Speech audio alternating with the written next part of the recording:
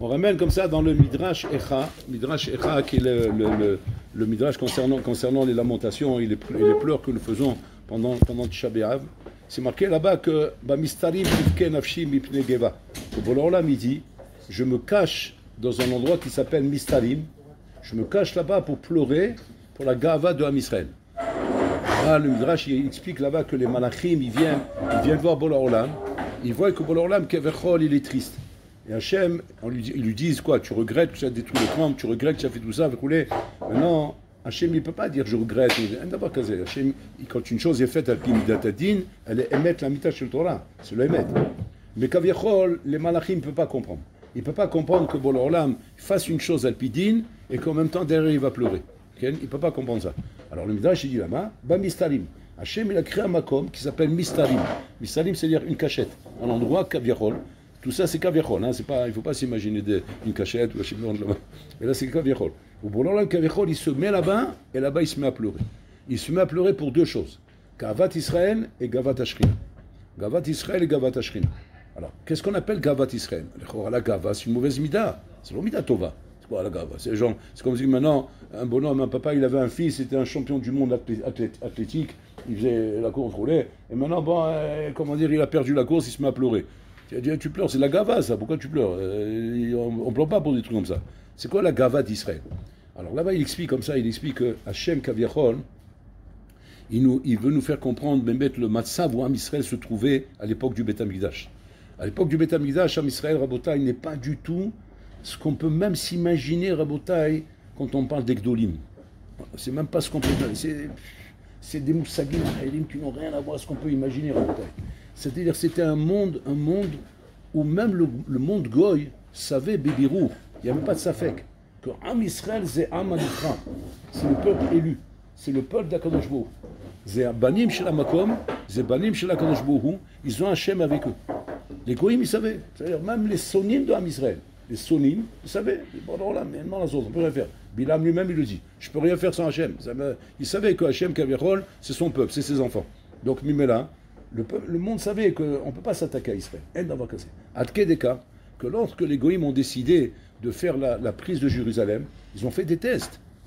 C'est marqué là-bas qu'il a commencé à envoyer des flèches pour savoir, même si jamais il y a une volonté d'Hachem et les flèches, il les envoyait dans tous les centres, dans tous les points cardinaux, ils allaient tous vers Jérusalem à chaque fois.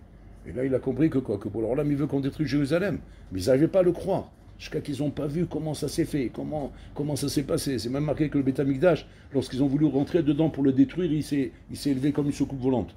Parce que le Beth Amikdash, il a une neshama, donc il s'est élevé. Et voilà, là, il a fait descendre le Beth Amikdash. Il a fait descendre pour qu'il le détruise. Donc c'est-à-dire qu'ici, qu'on est dans un monde rouchani, on n'est pas... Am Israël, c'était pas comment dire, un pays gashmi. Un pays gashmi, comme on voit aujourd'hui, il roulait un pays un peu comme tous les peuples.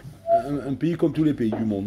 Il y a du tourisme, il y a des sorties, il y a des amusements, il y a Tel Aviv, il y a Tel Aviv Beach, il y a tous ces trucs-là, tous ces trucs qu'on peut voir dans le monde.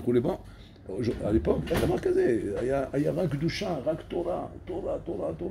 Les enfants, c'est quoi leur distraction? Leur distraction, c'est quoi? C'est les macertos du chasse. Tu vois un enfant assis comme ça dans la rue, comme ça, en tailleur, comme ça, qu'est-ce qu'il avait dans les mains? Baba Messia. Et qu'est-ce qu'il faisait? Il lisait. Et on l'appelait des fois. Non, allez, viens manger, viens. C'est comme sur un Tintin Milou. Aujourd'hui, qu'est-ce qui empêche un enfant de venir manger? Tintin Milou. Attends, non, c'est bien encore Tintin Milou. Ça c'est caché la méadrim et la méadrim. Ça c'est Bada Seda Haridi.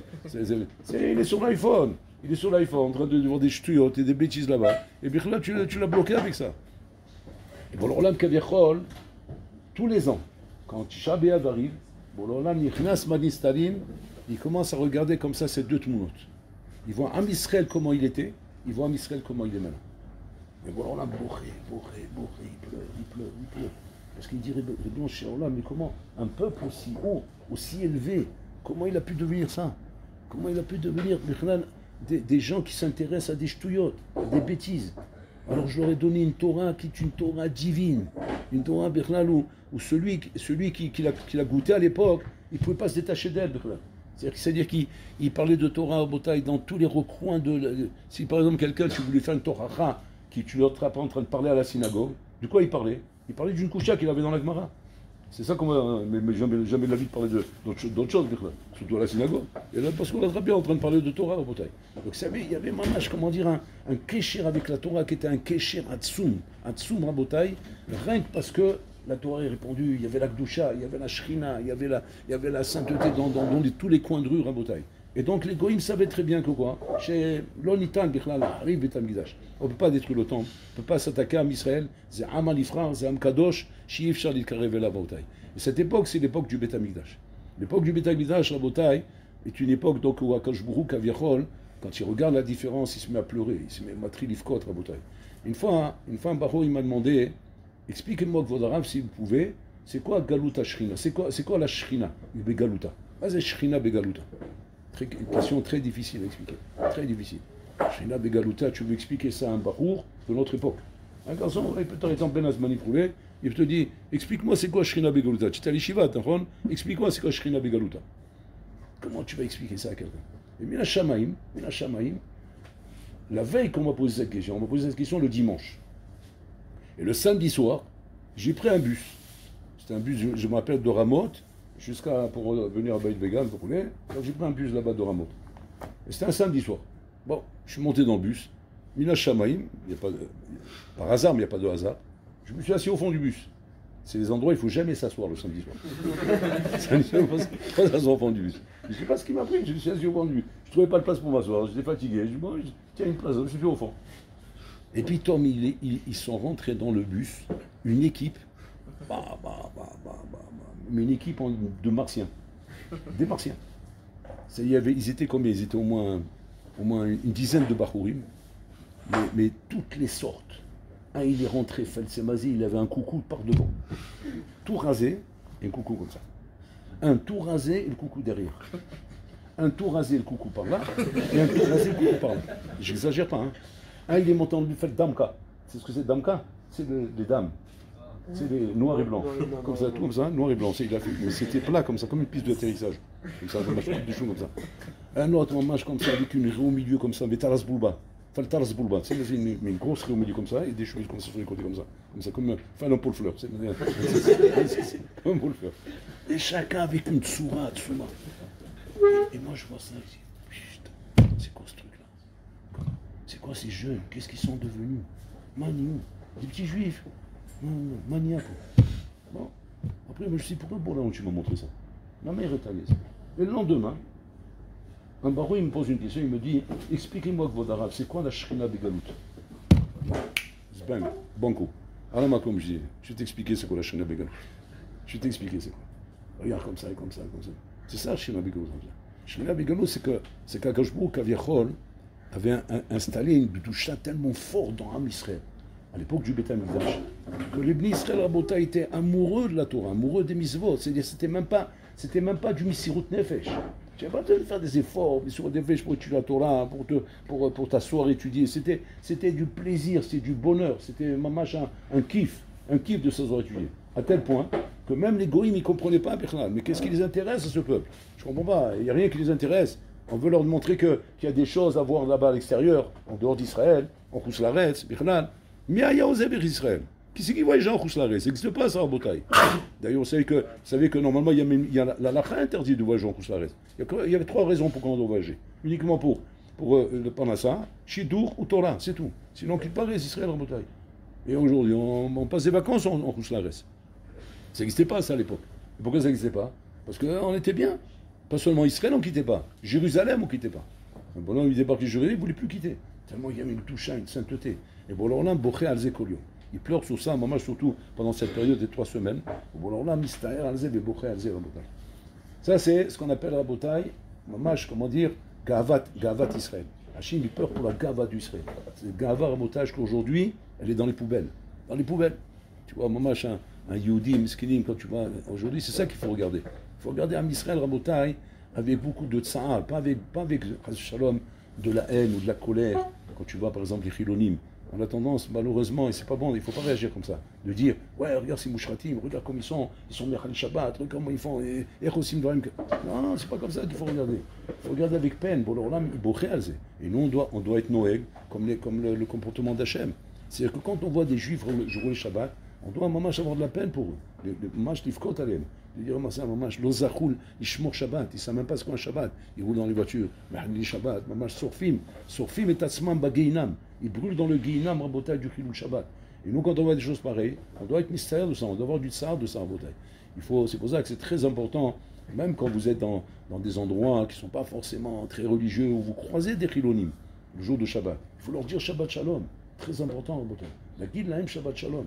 Pas s'imaginer, non, c'est un chiloni, on ne dit pas Shabbat Shalom. Ou alors il va juste dire, il ne va pas me répondre. Non, il faut leur dire Shabbat Shalom. Et vous ne pouvez pas vous imaginer, Rabotai, combien ça, zenotem hors la ben Adam. Moi je suis à Ranal par exemple, tous les bonhommes que je croise dans la rue, Shabbat Shalom, bien comme il faut. Et les gens, ils répondent, ou bien ils regardent comme ça, tu vois. Mais on sent qu'il y a une argacha. Une argacha que celui qui est mamash Yehudi, parce que bon, il y a l'élève malheureusement. Mais celui qui est mamash Yehudi, moi je suis mitragesh, ou mitragesh, il sent que Amroulo Shabbat Shalom, c'est pas ça mon bébé. C'est que l'âme Israël, Rabotai, c'est Neshama Elokit, c'est une Nitzutz Elokit, c'est une Nitzutz Kadosh, qui malheureusement s'encrassait avec les galouyot. Mamash s'est pourri dans l'exil des Goïm, assimilé avec les rites Goï et les coutumes Goï. Et n'en parlons pas, Rabotai, en Kouchlaret, c'est aussi grave que ça. Les bonhommes, ils habitent à Paris, ils habitent dans des patelins là-bas entourés avec des Goïm. Et que, Chaz Shalom, Rabotai, tu veux ou tu veux pas, avec le temps, tu perds le roi Yehudi. A roi Yehudi nevat, Rabotai. On vient à la yeshiva pour essayer de récupérer ce roi Yehudi. Ce roi Yehudi qui est notre roi naturel. Pas comme le Sera pourrait nous faire croire. Le Sera nous fait croire que quoi? Que non, nous on a un roi français. Il y a les yeshivas, hein, on veut nous influencer de devenir Khalidi. C'est pas vrai. C'est pas vrai. On veut ça raconte te désintoxiquer. Parce que ton roi, c'est un roi Yehudi. C'est pas un roi français, tu n'as rien à voir avec tout ça. Tu es un roi Yehudi. Seulement tout ça, c'est de l'encrassement. Et ça, il faut le nettoyer, ça. Et donc la yeshiva, elle est là pour t'aider à nettoyer ça. Donc voilà que ça, Hachem, il pleure pour ça. Hachem boché alzé. Et Hachem metzapé, il espère que nous aussi, on va pleurer pour ça. Que nous aussi, on va verser des larmes en étant mitbonen raboté sur ces choses-là. On peut pas, on ne sait pas de quoi on parle. On ne peut pas pleurer sur le Beth Amikdash. Il ne faut pas se mentir à nous-mêmes. On n'a pas connu. On ne sait même pas ce que c'est. Tu veux savoir c'est quoi le Khorban? Regarde ce qui se passe aujourd'hui. Tu n'as pas besoin de voir ce qui se passe là-bas. Aujourd'hui, le Khorban il est plus grand. C'est marqué que El Miaou, dans les keynotes, on lit ça. El Miaou, là-bas, il dit Ena Yordamaim, que mes yeux versent de l'eau. Comme des sources jaillissantes d'eau qui sortent des yeux. Il demande à Hachem, donne-moi que mon cerveau soit, un étang d'eau pour arriver à verser des larmes pour tous ces juifs-là. C'est marqué comme ça que les goïms, ils ont fracassé les crânes des juifs pour qu'ils puissent pas mettre les tfilim. Donc on appelle ça kitsutse tfilim. Ils ne pouvaient plus mettre les tfilim. Ils leur avaient fracassé le crâne.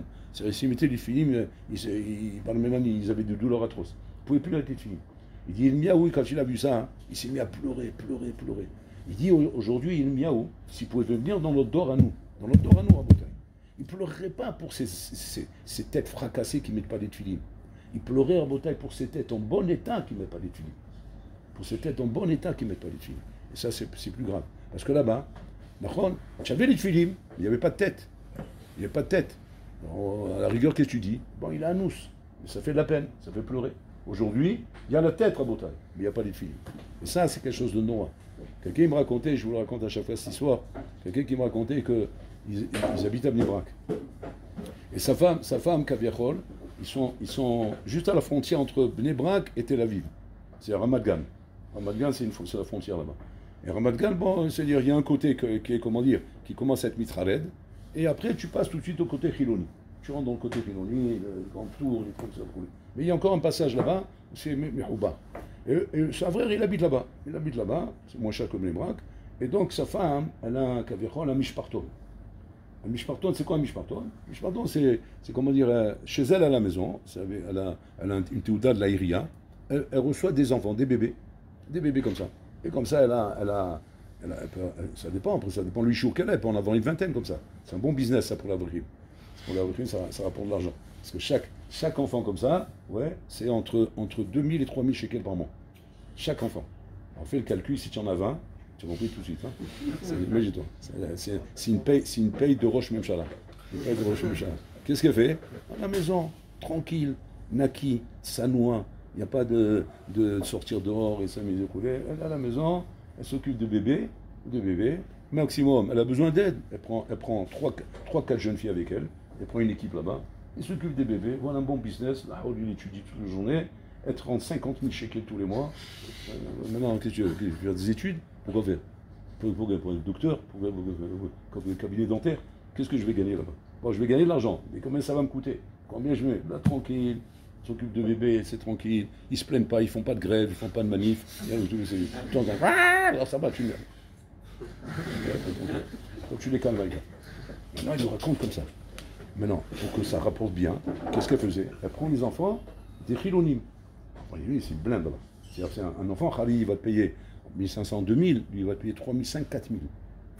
C'est bonhomme, il travaille tous les deux. C'est bonhomme, c'est des gros, comment dire, des gens c'est des cadres, des gens qui ont des gros métiers. Donc ils gagnent beaucoup d'argent. Donc ils payent. Un Canada, je ne sais pas combien il paye très cher. Donc il paye très cher. Une fois, elle rentre à la maison, sa femme, elle rentre en pleurant. Elle dit, qu'est-ce qui se passe? Pourquoi tu pleures? Il dit, Shem Ishmo. Il dit, les bébés sont arrivés, le premier bébé, bon, je vais pour le changer. Je vois, il n'a pas la Brit Mila. Elle lui met le linge. Après, elle me dit, bon, peut-être qu'il y a un problème. Je vais parler avec sa maman. Elle attrape le deuxième bébé, elle le change, elle n'a pas la Brit Mila. Troisième bébé, quatrième bébé, cinquième bébé.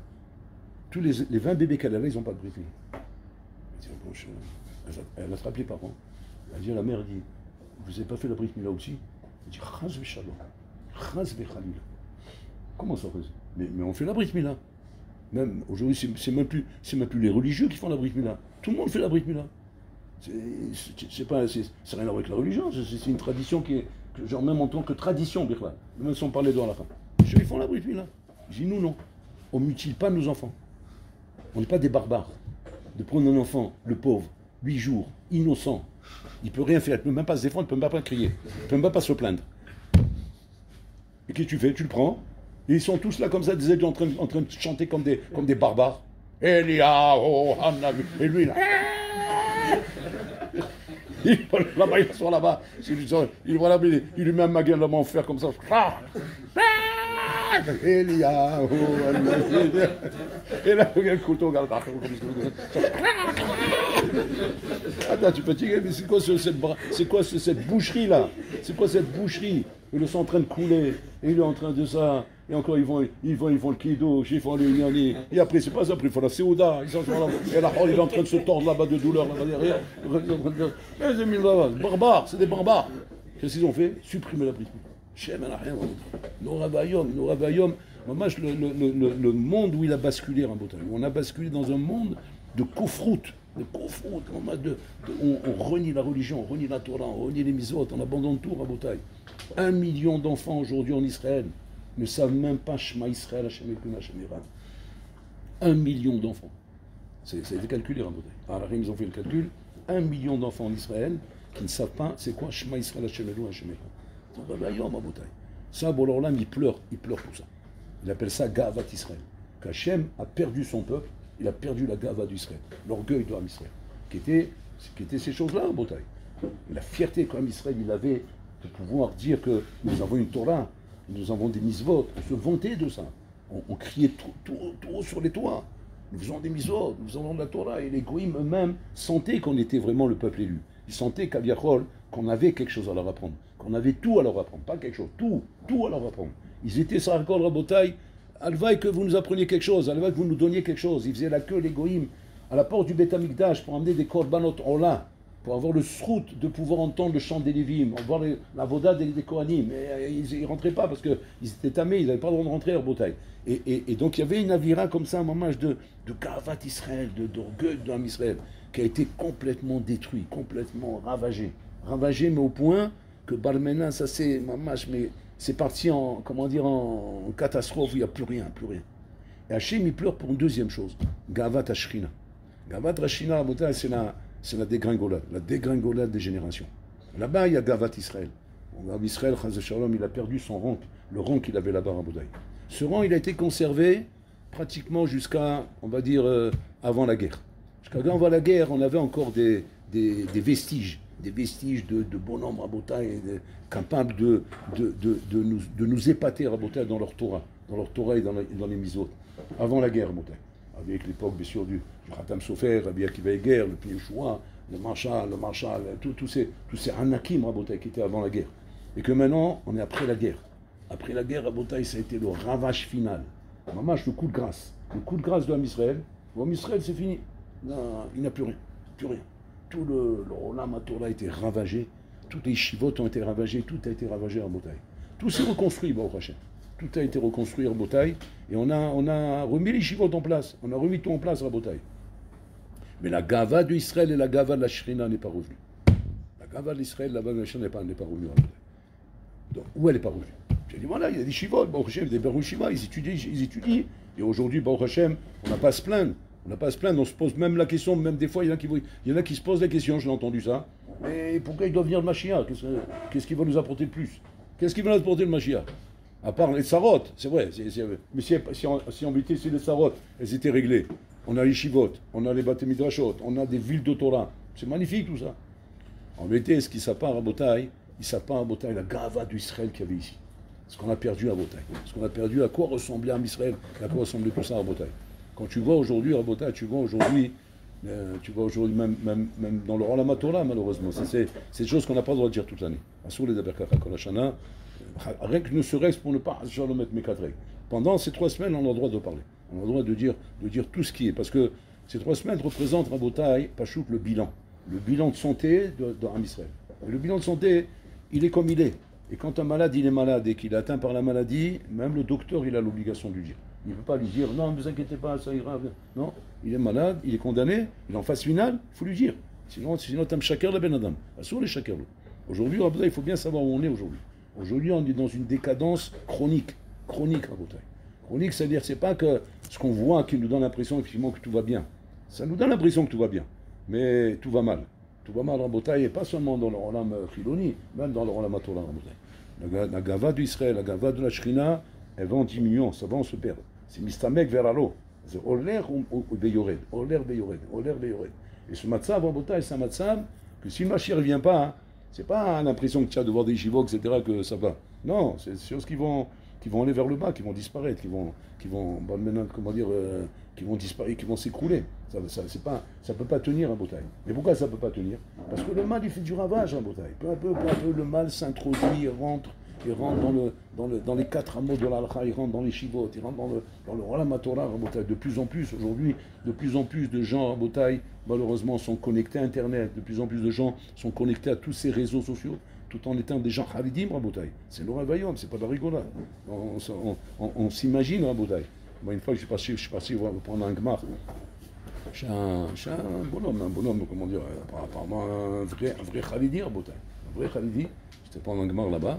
Et donc je suis rentré pour m'inscrire, pour prendre le gmar. Le gmar, c'est quoi un gmar? Le gmar, c'est un gmlout rasadim, il te prête de l'argent. Tu prêtes de l'argent sans intérêt.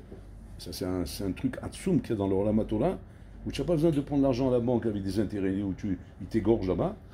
Aujourd'hui, Baruch Hashem, il y a tout ce qu'il faut. Aujourd'hui, ils ont sorti dans chaque Shkona Khalidit un bottin téléphonique comme ça, qui représente tous les gmachim que tu as dans le Olam HaTorah. Tous les gmachim, de A à Z. Un bonhomme, c'est-à-dire il peut vivre en Botaï, en gmar, sans rien acheter. Ameublement, médicaments, nourriture, vaisselle, ameublement, tout. C'est-à-dire des gmarim qui te donnent comme ça. Si ce n'est pas que le bonhomme, à un moment donné, il veut avoir ses trucs à lui personnels, tu peux vivre comme ça. C'est Atsoum, à Botaï, comment dire, le système qu'ils ont mis en place pour que le Olam HaTorah puisse tenir, même s'il n'a pas de ressources. C'est incroyable, mon putain. Il y a des gens comme ça, bon, j'aime, qui ont des moyens et qui financent tout ça. Donc le gmar, c'est des bonhommes, ils prêtent de l'argent. Ils prêtent de l'argent sans intérêt, sans rien. Et tu rentres tout doucement comme ça, tu peux sortir tes dettes comme ça. Parce que le bonhomme, il a des dettes. Il a besoin maintenant, je sais pas moi, il a besoin de 100 000 euros. Il va à la banque, mais ils vont l'égorger. Et le bonhomme, il va pas s'en sortir. Tu vois, là-bas, il te prête ça, il te dit, bon, tu rends ça tout doucement. Fais une marche qu'un temps, 30 ans, tranquille, vous voulez, t'inquiète pas, sans intérêt, sans rien. Mais là, tu es bolème le problème. Tu arrives à enlever le problème. J'arrive là-bas, je rentre. Bon, une belle cifrière immense comme ça, un mur immense comme ça, magnifique. Bon, et le bonhomme, bon, il va chercher des trucs, il peut payer, vous voulez. Et en attendant, il y a un enfant, il est venu comme ça, vous voulez. Il a touché la cifrière comme ça, donc le mur de la cifrière, il a bougé comme ça. Comme ça. Comme si c'était un truc, comme une méritza qui bouge comme ça. J'ai dit, putain, j'ai jamais vu ça. C'est comme dans les films. C'est qui bouge comme ça. Je suis comme ça, je dis, alors je m'approche, moi j'aime bien. Hein. J'aime bien savoir ce qui se passe. Qu'est-ce qui se passe ici? Alors je m'approche là-bas, je regarde comme ça, et je vois derrière la séfria un écran immense. Télévision juste derrière. C'est bon, mon cher homme, c'est quoi ce truc-là? Alors bon, je regardais, putain, le bonhomme il arrive comme ça, il arrive, squark! Comme ça, il dit, non, alors qu'est-ce qu'il faut maintenant? Des papiers, on va mettre des papiers en place. Tu vois de là que quoi? Que les maasés, le Olam HaTorah, Bota, il faut savoir une chose, il est en danger le Olam HaTorah. On n'est pas, comment dire, préservé parce qu'on habite dans des shkunot halidiyot, parce qu'on habite dans des endroits protégés, vous voulez, on est plus protégé qu'ailleurs, c'est pas dingue. Mais le danger, il est là, Bota. Le danger, il est là, il est en train de faire comme une marée noire, Bota, en train d'envahir. Et qu'est-ce qui nous aidait jusqu'à maintenant, Rabotai? Qu'est-ce qui nous aidait aujourd'hui jusqu'à maintenant pour faire face à ce Yetzirah? C'est pas juste, c'est Gavat Israël. C'est la force de la Torah, Un Talmid Chacham, Rabotai, pourquoi il n'était pas tenté d'aller traîner dans des boîtes de nuit, d'aller voir des films, d'aller voir des réseaux sociaux? Parce qu'il était, comment dire, imprégné d'une Torah, mais d'une Torah magnifique, Rabotai, qui le faisait transcender au bonhomme. Donc le bonhomme, quand il a une Torah pareille, et le bonhomme il jongle avec sa Torah, il kiffe avec sa Torah. Pourquoi tu veux qu'il aille s'intéresser à des bêtises pareilles? Aujourd'hui, c'est en train de diminuer tout ça en Bretagne. Et c'est ce qui fait qu'aujourd'hui, un bonhomme, pour qu'il s'assoie étudier pendant le Ben Azmanim, il faut faire Messirut Nefesh. Aujourd'hui, il faut faire mamash, un sacrifice pour ça, faire Ben Azmanim. Alors que là-bas, mais c'était Ben Azmanim toute l'année, toute l'année c'est Ben Azmanim. Il n'y a pas de Ben Azmanim. On va partir, mais qu'est-ce qu'on va faire? On va étudier. Quoi, tu vas pas aller à la mer? Qu'est-ce qu'il y a à la mer? Je vais faire la mer. Moi, j'étudie, je suis en train d'étudier. Et pourquoi tu te prives? Je ne me prive pas du tout. C'est mon kiff. Trouve-moi un kiff qui est équivalent à ça, je te suis. Je n'ai pas de problème. Je suis prêt à me détendre, moi. Mais donne-moi quelque chose qui me détend. Rien. Il n'y avait rien qui pouvait les détendre comme la Torah. C'était impressionnant, à ce que la Torah pouvait donner un Ben Adam. Aujourd'hui, c'est Messirut Nefesh. Et bon, alors là, c'est marqué comme ça, qui pleure tous les jours, pour deux genres de bonhommes. Pour un bonhomme, chez Rotse Linmod Veno Lomed, chez Yachol Linmod Veno Lomed, Madame, chez Eno Yachol Linmod Veno Lomed. Il pleure pour ces deux gens. Et là-bas, il demande, Bishlama, qu'Hachem il pleure pour celui qui peut étudier et qui n'étudie pas. C'est-à-dire, je comprends pourquoi Hachem il pleure. Il peut étudier, il n'étudie pas. Il y a de quoi pleurer, parce qu'il peut. Mais qu'Hachem il pleure pour celui qui ne peut pas étudier et qui étudie, pourquoi il pleure pour lui? Il ne peut pas étudier, il étudie. Au contraire, bon, là, tu es content. Tu es content, il ne peut pas. Il a une série de foule, il a la belle groulée. Ses copains, ils n'arrêtent pas de l'appeler. Viens avec nous, on va s'éclater, la belle. Il dit non, maintenant j'ai fixé un CDR, je suis obligé de rester étudier. On est en plein mois d'août, il fait 40 degrés dehors, c'est on va tous mourir, oui. Et lui, il est assis avec sa Gemara en train de préparer sa souga pour le Zman de Elul. Il est en train. Tu lui demandes au bonhomme, tu dis comme ça, sois émet, ne mens pas. Où tiens Brett maintenant? Il est pas là sur la plage. Sur la plage, là-bas, en train de me détendre avec mes copains. Alors comment tu es là? Je vais sur Nefesh. Je me tue pour Hachem. Alors là, il pleure. Quand tu entends parler comme ça, Hachem, il se met à pleurer. C'est bizarre. Au contraire, tu dois être fier, Hachem. Tu entends, imagine-toi un papa, quand on lui dit comme ça, tu sais, ton fils, c'est impressionnant comme il t'aime. Il dit comment il m'aime? Je le vois, par exemple, une fois, je l'ai attrapé, je suis rentré dans la chambre, il est en train de faire ses devoirs, et j'ai dit, dis-moi, tu kiffes de faire tes devoirs? Il dit non. Alors, mais pourquoi tu les fais alors? Parce que mon papa veut que je fasse mes devoirs. Il dit, et qu'est-ce que tu aurais même maintenant? J'aurais même promené avec mes copains. Mais comme papa il veut que je fasse mes devoirs, alors je me prive et je m'assois ici, j'ai fait mes devoirs. Il dit, quelle impression tu as? Guéinam. Mais c'est pas grave, je veux faire plaisir à mon papa. Un papa qui entend ça, Habibi, j'ai envie de pleurer. Tu dis quoi? C'est ça la vie de mon fils? C'est un guéinam sur la terre? Hachem dit, je donnais une Torah pour que les bonhommes, Chas Shalom, aient l'impression de sacrifier pour étudier la Torah. C'est ça ma Torah? C'est du sacrifice. Et Hachem, quelle peine il a quand il voit le bonhomme, puis quand il ferme sa Gemara, il a terminé maintenant, et maintenant il va aller se détendre maintenant. Et tu vois le sourire, et tu vois combien il est épanoui, combien il est bien, et combien il s'éclate, et combien il se détend. Et dès qu'il se remet devant la Gemara, il est encore constipé comme ça, en train de souffrir. Bon, on a mis pleure pour ça. Mais c'est quoi ça? C'est le Chorban Bet Hamikdash. Parce que avant le Chorban Bet Hamikdash, rien d'avoir casé. La Torah a donné un plaisir à Tsoum à l'homme. Mais malheureusement, à cause du Khorban, et ça, c'est les choses sur lesquelles aujourd'hui on doit s'affliger, Rabotai. Pas penser au Bédamizan, on ne l'a pas connu. Mais voir ce qui se passe aujourd'hui, Rabotai. Et se dire, et bon, cher Roland, regarde tel point qu'on s'est éloigné, tel point qu'on s'est perdu. Que maintenant, maman, il faut que les bonhommes fassent Messirot Nefesh pour pouvoir aimer la Torah. Parce que s'ils ne font pas Messirot Nefesh, Rabotai, ils n'arrivent pas à aimer la Torah. Ça, c'est ce qu'on appelle, Rabotai, Gavat Israël. Gavat Ashrina, Rabotai, Gavat Ashrina, c'est qu'on voit comment la Shrina elle souffre. Comment la Shrina elle souffre, Rabotai. Il y a un maasé comme ça, un vrai maasé. Hein. C'est une vraie histoire que je vous raconte. C'est une histoire que j'ai vérifiée 3 fois avant de la raconter. Certains ils la connaissent, les anciens ils connaissent, et les nouveaux ils vont l'apprendre. Cette histoire, Rabotai, c'est un bonhomme, c'est un bureau en Suisse, à Zurich. Un bureau d'ingénieurs. C'est un bureau d'ingénieurs à Zurich, mais des ingénieurs de très très haut niveau. Très très haut niveau. C'est pratiquement des madaïm. C'est des scientifiques, les bonhommes. C'est ingénieurs, mais genre madaï. Ce sont des bonhommes en vérité. Ils passent leur temps, c'est un bureau d'études, à faire des études sur les alliages avec lesquels on fabrique les fusées, les avions, les trucs, où ils sont en train de chercher l'alliage le plus solide et le plus léger possible. Et ils font des recherches, ils passent leur temps à ça. C'est des calculs mathématiques. Tu rentres là-bas, tu as l'impression la chambre de Einstein, tu vois des formules mathématiques sur les murs. C'est dans tous les côtés, tu vois des phénomènes, quoi. Des phénomènes, des monstres. Et il y a un bonhomme là-bas, c'est un juif religieux. Haridi, hein. Halidi. Et comme des chapeaux, vestes et tout. Hein. Mais vraiment, c'est un monstre en Madaout. Il est assis là-bas. Et là-bas, tu as des Madaïm du monde entier. D'Amérique, de Russie, tout ça. Vraiment, un truc vraiment international comme ça. Et lui, il me raconte comme ça que, bon, il travaille là-bas. Et puis, on m'a débarqué dans le bureau un nouveau ingénieur, un russe. Un russe comme ça, un ours polaire. Un russe comme ça, il arrive dans le bureau. Tiens, bon, un vrai goy.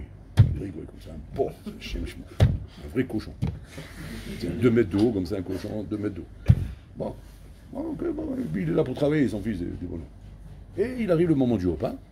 Ah, lui, comme d'habitude, il fait tout, il respecte sa Torah avec ses misotes, il ne calcule personne. Il va faire Nitié Sedaïm, il a son Kéli, il a tout ce qu'il faut. Et là-bas, le russe, il regarde comme ça. Les autres, bon, ils sont habitués déjà. Le russe, il regarde comme ça, il dit, je t'observe là, je vois que tu fais ça, et tu fais ça, il se parle en anglais. Il dit, je t'observe, je vois que tu fais ça, c'est quoi tout ça? Il dit, c'est quoi tout ça? Tout ça, c'est les coutumes juives. C'est mes coutumes juives. Il dit, c'est incroyable. Il dit, mais pourquoi tu es étonné? Il dit, parce que je suis en plein sur une recherche. Je suis en train de faire une recherche. Il dit, quelle recherche? Il dit, je peux parler? Il dit, oui, bien sûr, tu peux parler. Alors, il se met dans un coin et il commence à lui raconter. Il dit, voilà, moi, je viens de la Russie. Dans ma tête, c'est pas shoot que je suis un goy. Je suis un chrétien, je suis pas un... J'ai rien à voir avec le judaïsme. J'ai rien à voir avec tout ça. Jusqu'au jour où on a perdu notre grand-mère et j'ai perdu mes parents aussi, avec la guerre mondiale roulait. Et donc je vis avec une tante. Je vis chez une tante. Et cette tante-là, un jour, j'ai demandé, dis-moi, j'aimerais bien aller voir la maison de notre grand-mère. Alors il a dit non, là-bas on ne peut pas aller. Alors, il a dit pourquoi on ne peut pas aller? Il dit non, c'est pas, c'est comme ça, c'est une tradition de famille, on ne va pas là-bas. Lui, Dafka, tu as dit ça, Dafka, je vais aller. Qu'est-ce qu'il a fait? Il est parti là-bas. Il est arrivé dans la maison là-bas, il a réussi à prendre les clés, il est rentré dans la maison, et il voit un truc bizarre dans la maison. Qu'est-ce qu'il voit? Il voit des croix, sur chaque porte. Comment on met la mezouza? Il y a des croix. Dans chaque porte de la maison. Il se dit, c'est quoi ça? C'est pas là-bas qu'on met des croix. Les croix, on les met sur la tête du lit, des trucs comme ça. Là, oui, mais les goïs mettent des croix, quoi, mais pas sur les portes. Alors, il n'a pas compris, il a dit, il a mis des croix sur les portes. Alors, il a commencé à chercher. Jusqu'à, il n'a pas voulu demander à la tante parce qu'il a l'impression qu'elle ne voulait pas qu'il aille là-bas. Et là, il se posait question que peut-être pour ça, il ne voulait pas que j'aille là-bas. Qu'est-ce qu'il a fait? Il ne s'est pas gêné. Il a été voir un rabbin. Il a dit, à quoi vous pensez si jamais on met des choses comme ça sur les portes? À quoi ça vous fait penser? Il dit, ça me fait penser à la mezouza.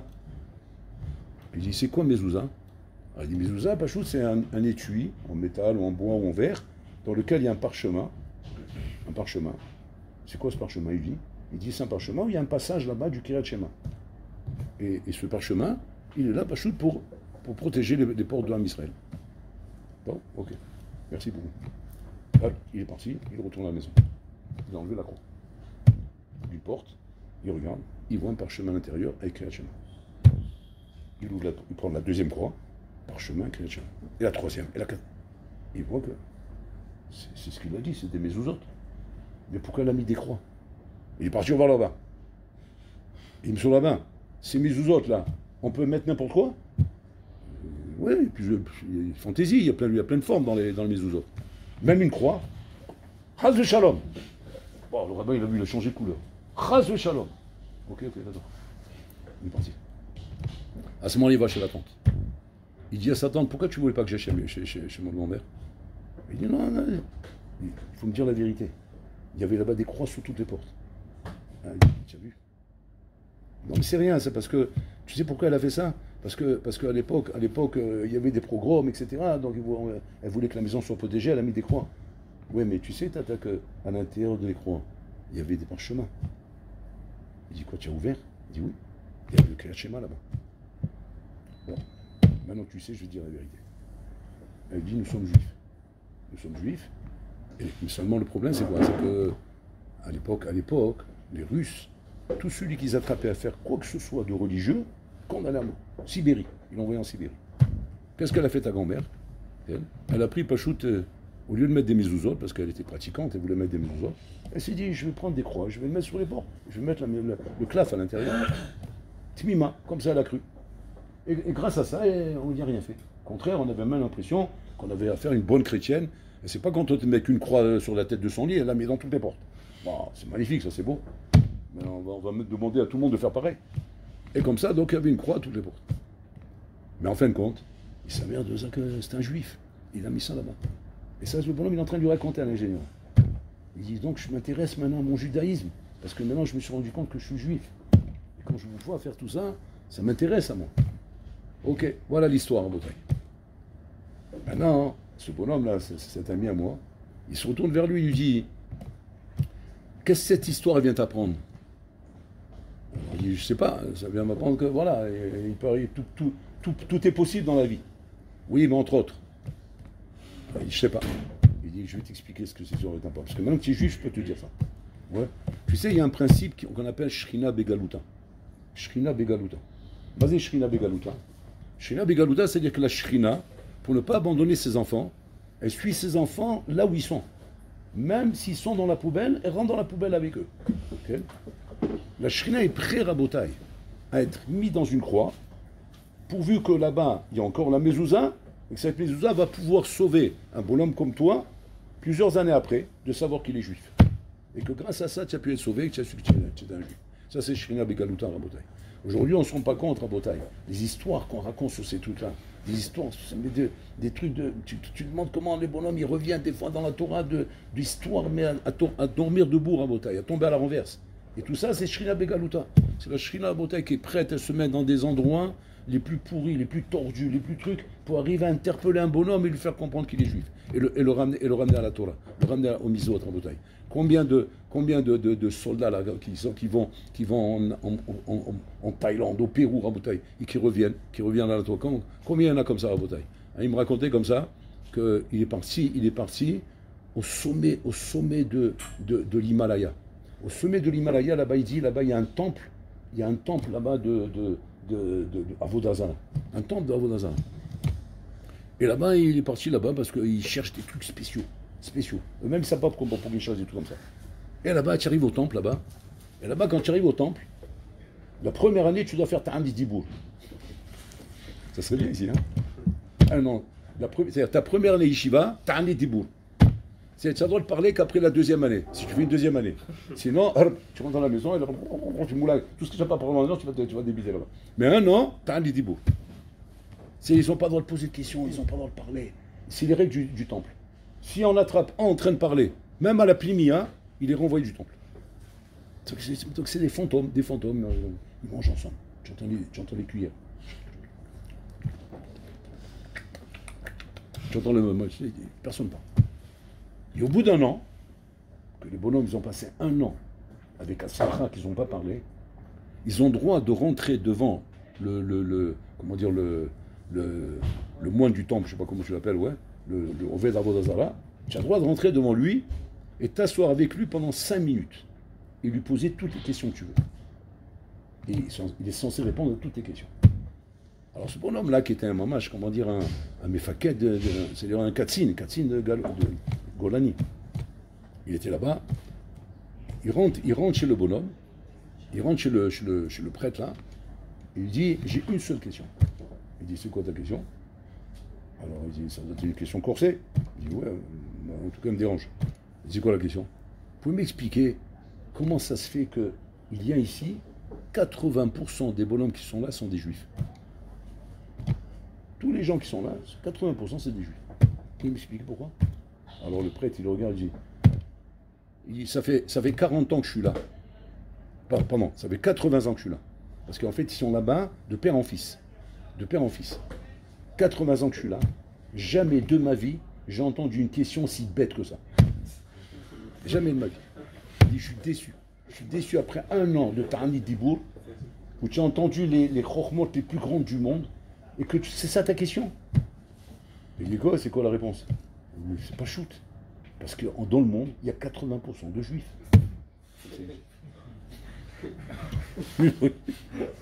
Il dit, c'est quand la dernière fois que vous étiez dans le monde? Comment la dernière fois? Mais moi je suis pas dans le monde, moi je suis là, moi. Moi ça fait 80%, moi ça fait 80 ans que je suis là. On est là de père en fils. Mon père il est parti, moi je suis pris la suite. Il dit, ah, j'ai compris alors. Donc en fait vous avez toujours vu 80% de juifs. Et par rapport à ça, vous êtes persuadé qu'il y a 80% de juifs dans le monde. Mais vous savez que dans le monde, il n'y a pas 80% de juifs dans le monde. Il dit, alors qu'est-ce qu'il y a dans le monde? Il dit, dans le monde, il y a 1% de juifs dans le monde. Si tu parles 80%. Ah bon? Alors là, oui, là, c'est une question. Et ça, vous savez me répondre? Il dit, non, je ne sais pas te répondre. Il dit, par contre, je peux te dire, c'est la première fois qu'on m'a posé une question aussi dure. Donc voilà, il est parti là-bas, il s'est énervé, il a quitté l'endroit. Il a repris un avion pour revenir en Israël. Et dans l'avion, quand il est revenu sur le retour, il était assis à côté de Rav Ben Porat. Vous savez qui c'est Rav Ben Porat? Hein? C'est un monstre. Vous avez jamais entendu parler de Porat? Waouh, c'est un monstre. C'est un monstre. Il faudrait qu'on le fasse venir une fois les yeux. Il te décoiffe. Il te fait un scalp. Tu rentres la felle comme ça, tu sors en chauve. C'est un monstre. Il lui travaille rien qu'il ait des dossiers. Il ne parle pas à moi, il mène des dossiers. Il te montre des dossiers, il rend fou, genre. Et lui, il s'est assis à côté de l'avion. Il dit, c'est vrai que votre Charlie Chanchela, américaine, au milieu d'Aliba, mi Himalaya. Et il dit, dans le temple là-bas, il connaît tout. C'est impressionnant. Il dit, et alors, quelle question tu l'as posée après un an? C'est tout. Il dit, comment vous savez? Je suis au courant. Mon métier m'oblige à être au courant de tout. Parce qu'il fait une yeshiva de Bali Shouva, donc il doit tout savoir. Il a dit, quelle question tu as posée? J'ai posé la question, je ne comprends pas pourquoi il y a 80% de juifs, il y a 1% de juifs dans le monde. Et il m'a répondu qu'il y avait 80% de juifs dans le monde. Alors j'ai dit, mais vous ne savez pas ce qui se passe, vous êtes déconnectés. Et alors, qu'est-ce qu'il a dit? Alors j'ai dit, non, qu'il y a 1% de juifs dans le monde, il ne savait pas me répondre à ce moment-là. Il dit, moi je vais te répondre. Tu sais pourquoi 80% de juifs ils vont là-bas? Parce qu'en vérité, comme toi, comme tous ceux qui vont là-bas, ils ne savent pas qu'ils ont une neshama au fond d'eux. Mais cette neshama, elle est là, elle est là, et elle n'arrête pas de demander de la Torah, du Rouhani. Maintenant, le bonhomme, il ne sait pas traduire ça. Il ne sait pas traduire dans le langage du Gouf ce que l'Neshama demande. Il a une demande, mais il ne sait pas ce que c'est. Et le bonhomme, il essaie de traduire. Qu'est-ce qu'elle veut cette Neshama? Alors le bonhomme, il sent que quoi? Elle veut de la Rouhaniout. Mais lui, il ne sait pas que c'est la Torah, les misos. Ça, c'est les dernières idées qui lui viennent en tête. Alors qu'est-ce qu'il fait? Il va dans un temple, dans des trucs comme ça, où là-bas il s'imagine que là-bas il va trouver quelque chose. Et qu'après, en fin de compte, il se perd, il se rend compte qu'il n'y a rien du tout. Mais lui, comme il a posé la question, il a compris le problème. Et maintenant, le Rav lui dit, ta neshama, elle demande la Torah. Et si tu donnes à ta neshama de la Torah, là tu vas voir comment ta vie elle va changer. Alors il dit, c'est quoi la Torah? Il dit, la Torah, c'est ce qu'on a reçu il y a 3000 ans en arrière sur le mont Sinaï. Viens à la yeshiva, et tu vas goûter à la Torah, et tu vas voir ce que ça veut dire. Et là, tu vois la différence entre nous et le prêtre là-bas. Et donc, il l'a amené. Il a commencé à goûter à la Torah. Il a commencé. Le bonhomme, aujourd'hui, c'est un Tamid Chacham aujourd'hui. C'est un gros Tamid Chacham, Rabotai. C'est un bonhomme qui est sorti de là-bas des temples, Rabotai. C'est ça, Shrina Begaluta. Shrina Begaluta, Rabotai, c'est que la Shrina, malheureusement, elle s'est éparpillée dans le monde. Elle s'est perdue dans le monde. La Torah elle-même, Rabotai, elle est connue de peu de gens. Peu de gens connaissent la Torah aujourd'hui. Peu de juifs connaissent la Torah aujourd'hui, réellement. Combien de juifs aujourd'hui, Rabotai, ils grandissent, ils vieillissent, ils meurent, mais Kochi, ils n'ont même pas lu une ligne de Gemara peut-être dans leur vie. Même pas un Rachid dans leur vie. Il y a des juifs comme ça aujourd'hui, traditionnels. Jamais ils ont lu un Rachid dans leur vie, jamais ils entendent comme ça des paroles, des drachot, le Shabbat de la synagogue. Mais jamais ils ont étudié. Ils ne savent même pas ce que c'est. David Améler dit Ta'amour ou goûtez, vous allez voir ce qu'est la Torah. Ils n'ont pas goûté, ils ne savent pas ce que c'est. Ils vont partir de ce monde sans avoir goûté à la Torah. Et ça, Bola Olam, il pleure pour ça.